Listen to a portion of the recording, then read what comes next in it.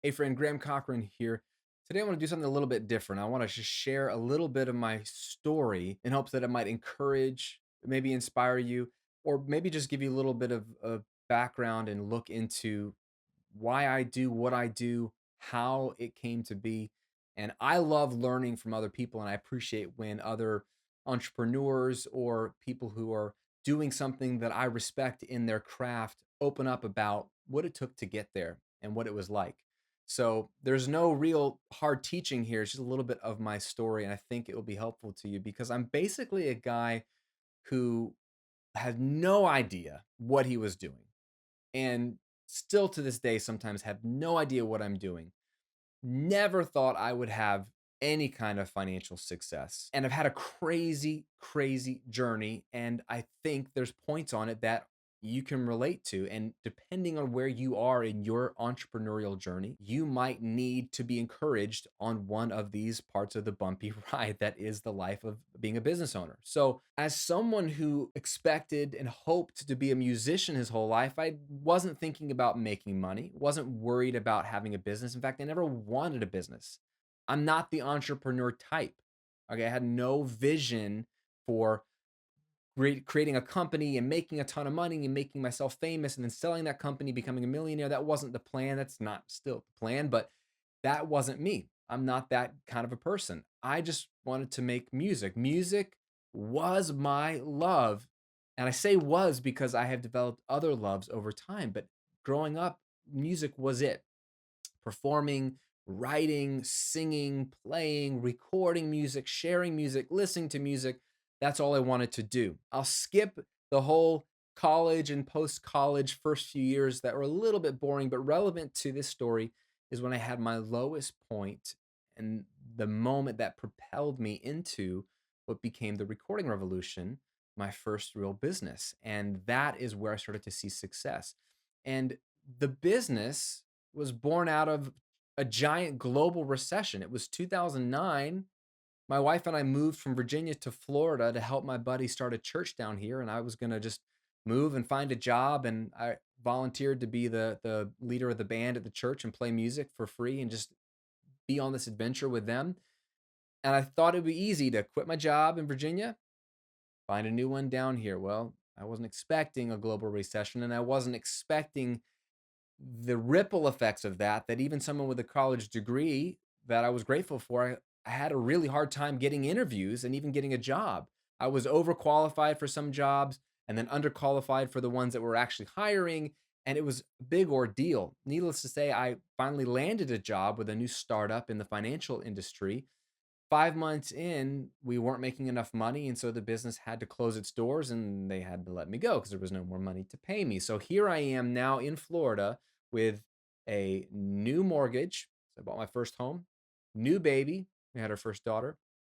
Don't know hardly any people out of my network because I moved 1,000 miles away. I have a little bit of savings, thank God, but no prospects of income. I had always freelanced as a recording and mix engineer, but it was always on the side. So to me, my only experience with business was a side income. And I liked it that way. I liked it that way because there was no pressure. I had a steady paycheck. And so anything I made over here was extra. And if I didn't have any clients for 6 months, it didn't really matter. And there's something beautiful about that when you don't need to make money and you're not desperate. It's, well, A, you make less stupid decisions, which is good, but B, it just feels better. But when I lost my job, I had to turn to the only way I knew how to make money, which was ramp up freelance. So instead of making that 500 or $1,000 a month, that was pretty easy for me to do. I had to get as many clients as possible, as quickly as possible, in a new state when I knew nobody. So I couldn't rely on local clients because I didn't know anybody. So I was emailing and calling any of my past clients, any of my friends in the space to see if they had any work they wanted to unload. And I was trying to get as much freelance work as possible. In this space of freaking out, trying to put food on the table and pay the bills and buy diapers and all that kind of stuff, I kind of came to the idea, it was two ideas in one, that I should start blogging. Okay. I got to give credit to my wife because she said I should start a blog because I kept getting the same questions from all of my musician friends about how to start a home recording studio. They want to know what gear they should buy and they didn't want to figure it out on their own. So they just asked me, and I would always tell them the same answers like buy this, don't buy this. Okay, well, how do I use it? Okay, do this. This is how you use this. This is how you use the software. And my wife had had so many of my friends over for dinner with me and had been a part of so many of these conversations that she could repeat to you what you needed to buy, what you didn't need to buy, how much it would cost you. Like she was an expert. She was so sick of hearing about it. And she said, babe, you just got to put it up on a website so that all your friends can just read it and you can stop having them over for dinner and answering the same questions over again. So that was her initial idea, was to start a blog to talk about that. So that was where I got the idea for a blog. But then I didn't want to do that in the blog. I actually wanted to try to use the blog to get more clients because that's where I thought my most immediate need was. So I started blogging about what I was doing in the studio and I kind of combined the two ideas. I imagined my friends who are musicians, the questions that I know they're asking, where they're at, the solutions that they've tried, the things that have worked, the things that haven't worked, the things that frustrate them, what their real goal is. They don't want to be a recording engineer. They just want to make great sounding music. I knew all these things. This is like deep customer research without realizing it because they were my friends and I knew them intimately and I was the same target audience. So I started making content for them in hopes that people like them would find it online. Nobody knew me in Florida, so I figured I got to put something out online in hopes that someone might see it. And I would talk about what I'm doing in the studio, talk about what I'm doing with any of my clients in hopes that they would see it, get value out of it. And then maybe the action step for them would be to say, hey, I'm going to reach out to this guy, see if maybe he'll finish my project. I started recording it. Maybe I can hire Graham to mix it or master it. And so I thought I might get clients that way. What ended up happening was people started to really find the videos and articles just online and they weren't asking to hire me, they were asking for more content, right? They wanted more videos, more articles on more topics because there was something about the way I communicated it to them that connected. Light bulbs went on, or I simplified it for them. They wanted more content. Okay, put yourself in my shoes. No job. I already blew through my savings in the first 3 months. Thank God I had 3 months worth of income. But after 3 months of paying the bills, that money, which I thought was a lot, was gone. I'm now blogging 3 times a week in between client work.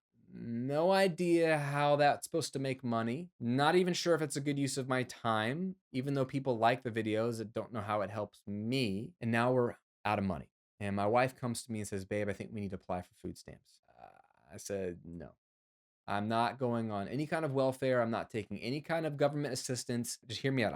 This is what I was thinking. College educated, hardworking. I've always had a job since I was in high school. I can make money on my own. I don't need someone's help. I'm not that kind of person. That's my thought process. Part of that is fear. Part of that's judgmental, to be honest. If I think about the way I thought 10 years ago, um, I that was really, really judgmental. I was characterizing a certain type of person, and I, in my mind, said, I'm not that kind of person. Because if I am that kind of person, or if I take government assistance, food stamps, or SNAPs as they call it in America now, it's like I'm waving the white flag and surrendering and saying that I'm defeated basically, and I'm like those people. I don't know if I thought about it in those terms, but when I think about it now, I think it's a pretty sick thought, and I'm sad about that. But I'm being honest with you, that's kind of where I was. I was like, no. I told my wife no.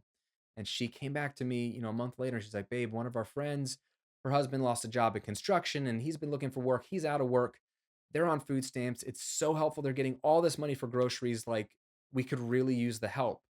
And she asked me again. And I finally had to swallow my pride and say yes. And I said, fine, we'll apply. We applied. We certainly qualified because we didn't make hardly any money. I think we made at the time maybe $800 a month. We had no source of income. I was doing some gig work here or there, but it was spotty. My wife was a wedding photographer, but she didn't know anybody in Florida. So she was trying to ramp that up and do a wedding here or there, but she couldn't guarantee weddings every weekend. So it was maybe $800 to $1,500 a month at best from our freelance side work on the spot. So the food stamps really helped. But that marked the beginning of, I think, the lowest 18 months in my life, the most humbling 18 months of my life, because I was working hard.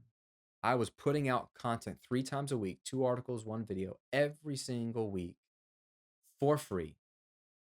Trying to build an email list, trying to build an audience, not knowing how to monetize it, not knowing anything, not knowing if it was worth it, asking God, like, is this a good use of my time, God? Did you bring me down here to just go on food stamps and then blog?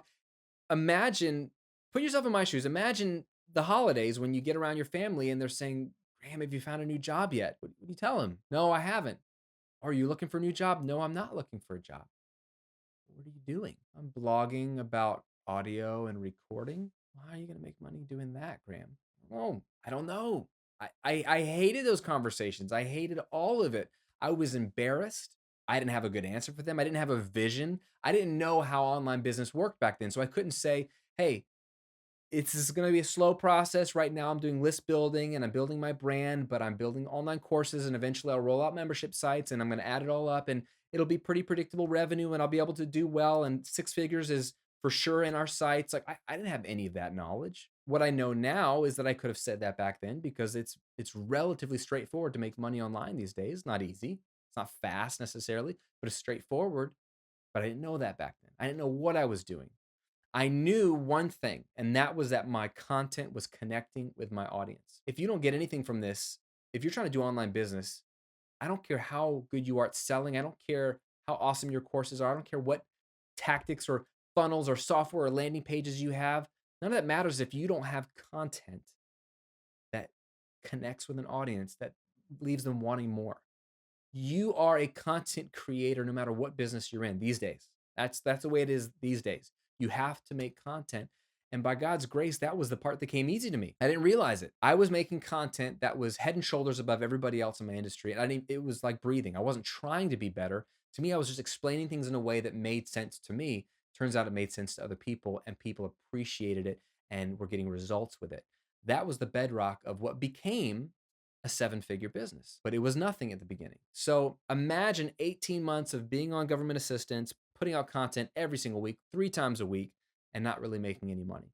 I eventually made a course or two in that first year and didn't make hardly any sales because I had a very small audience. I didn't know how to sell. I didn't know how to launch. I did a horrible job of pricing, but I just put something out there. But I learned a lot. I learned a lot about making a course and actually trying to sell. And actually, I made a few sales and following up with students and learning what they wanted. And that led to another course and then another course and then another course. And by my second full year, 2 years, almost to the anniversary of me putting out my first blog post, I was starting to make good money. So much so that by the end of that year, even though most of it came in those last 3 months of my second year, I made $60,000 at the end of my second year.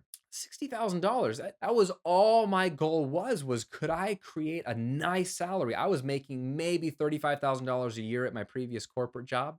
And then I had some freelance income on the side. So I thought, dude, if I could just make 35,000 again online business, that would be amazing. 60,000 would be like, I'm living large. I'm making what most households make in the US. And if I could do that from home, from a blog, I'm done. I'm happy as a clam. Okay. That was my whole dream. And so it took me 2 years to get to that point. What's amazing though is that the beginning of year three, so it hadn't even been more than 2 years and a couple months, that 60,000 immediately doubled to 120,000. And you could start to see the momentum, right? It's like this slow build and it's more and more and more. But at some point, it's not linear anymore. At some point, it's exponential. And I was starting to get that curve in the hockey stick. And that was an exciting time at the beginning of 2012 for me. That led to just year after year after year of doubling the business, which was insane. And it was just an exciting, exciting period. We hit six figures that year, like I said, the next year, multiple six figures. And then it continued to increase and increase and increase until it hit seven figures. And just, it's insane. It's insane what's happened. Now, what's led to going from the six figures, which was an amazing goal to reach, to seven figures? What's been the difference maker?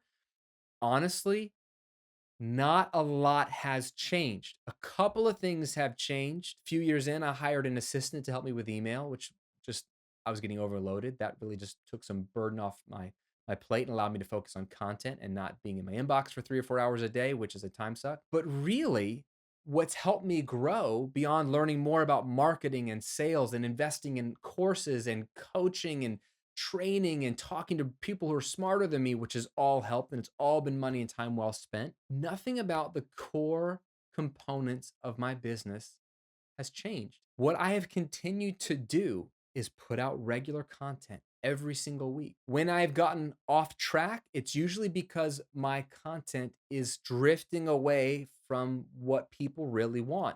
I tend to think they need more advanced or different or nuanced or all this crazy stuff that no one's talking about.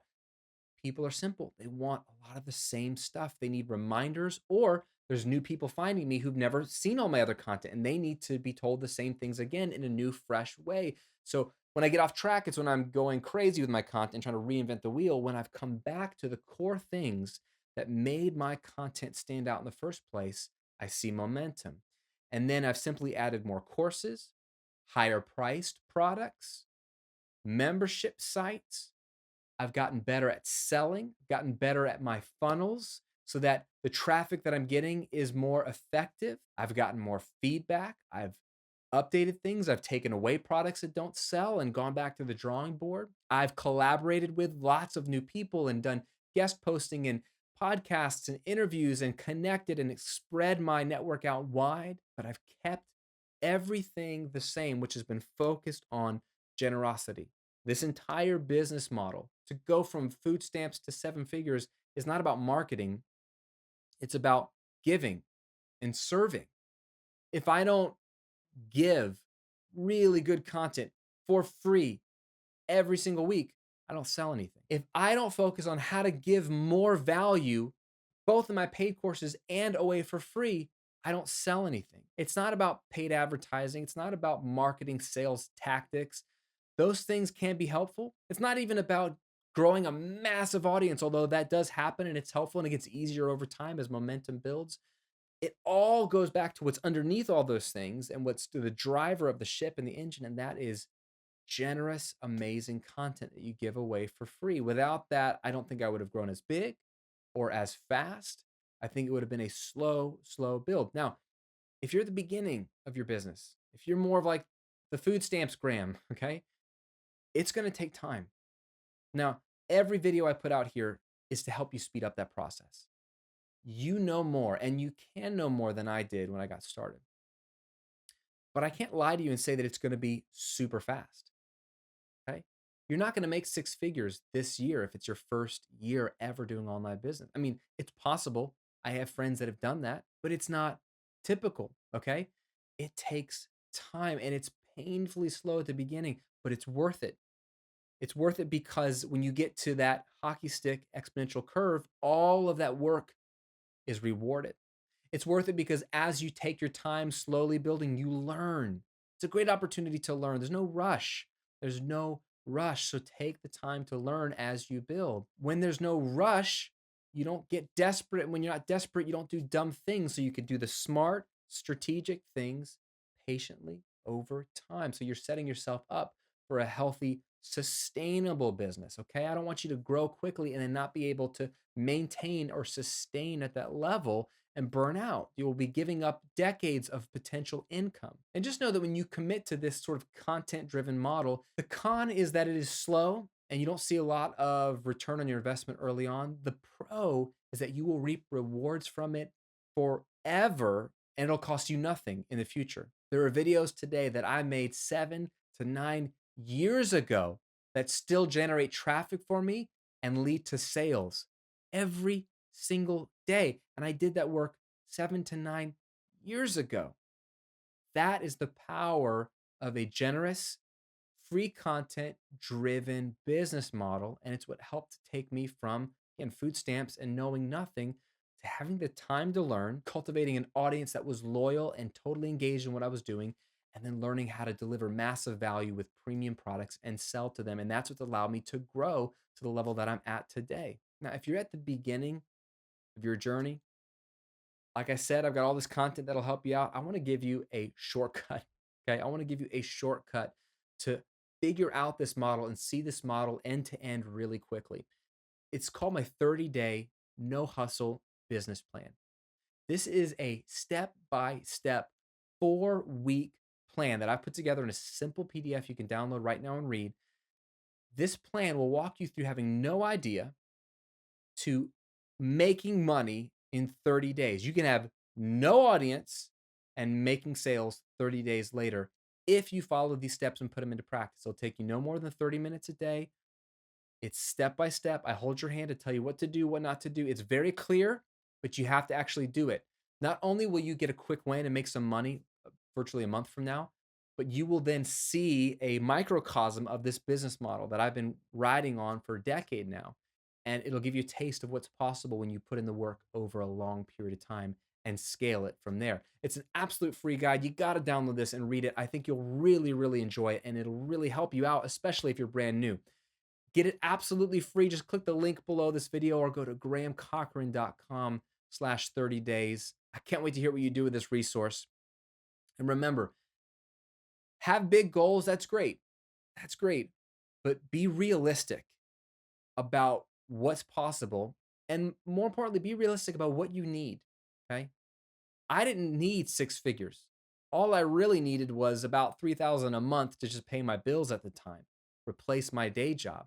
I had dreams of $60,000, like I said, but I didn't think that big. I was like, how can I make $1,000 a month from this online business? How can I make 2,000 bucks a month from this online business? Think in those kind of steps, because that is easier to get a quick win. That's far more actionable than how can I make six figures right now? That's just too big of an ask. You'll get there if you do the little steps before that. Trust me, you'll get there. And you'll have built a business model like mine that's scalable, growable, repeatable, and sustainable over a long period of time. And that's a healthier place to be. And that's where I want you to be. I hope this was helpful for you. Let me know what you think of the story. Download the free guide. It's absolutely critical for you. I think you'll really enjoy it. And as always, thanks for watching. Thanks for subscribing to the channel. I'll see you in another video real soon.